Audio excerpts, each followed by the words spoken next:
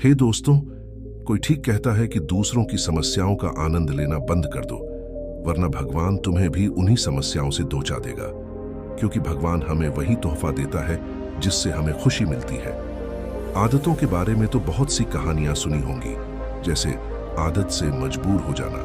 पुरानी आदतें समय समय पर चली जाती हैं। आदत वैसे जीवन या जाते जाते जाना जैसी कहावतें हैं, लेकिन सच तो ये है कि हम जिंदगी के नाम पर असल में अपनी आदतों को ही जीते हैं।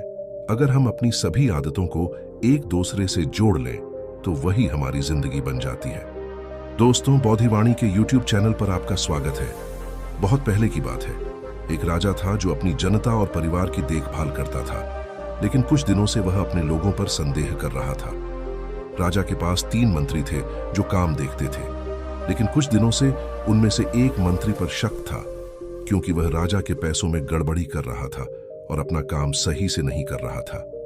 राजा को पता नहीं था कौन सा मंत्री बेईमान है और कौन सा ईमानदार। इसलिए उन्होंने एक दिन तीनों मंत्रियों को घने जंगल में भेज दिया और कहा कि वहां से अच्छे अच्छे फल लाकर अपने ठेले भरें।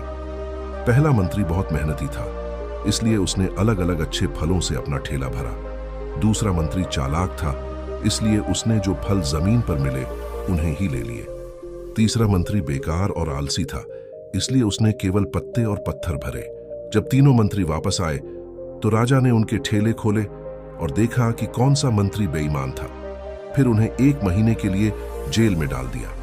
पहला मंत्री आराम से रहा क्योंकि उसके पास अच्छे फल थे। दूसरा बीमार पड़ गया क्योंकि उसके पास खराब फल थे। तीसरा मंत्री 2 दिन में ही भूखे मर गया क्योंकि उसके पास कुछ नहीं था। इस कहानी से हमें ये सीख मिलती है कि आलस और बेईमानी से भविष्य में हमें बहुत पछताना पड़ता है। इसलिए हमें अपने काम में ईमानदारी और मेहनत से काम करना चाहिए। समय का हम सही उपयोग करें, क्योंकि वो किसी के पास वापस नहीं आ सकता। आप लोगों तक ये कहानी पहुंचाना चाहते हो तो इस वीडियो को साझा करें और चैनल को सब्सक्राइब करें। कमेंट में बताइए कि आज की इस कहानी से आपने क्या सीखा। धन्यवाद।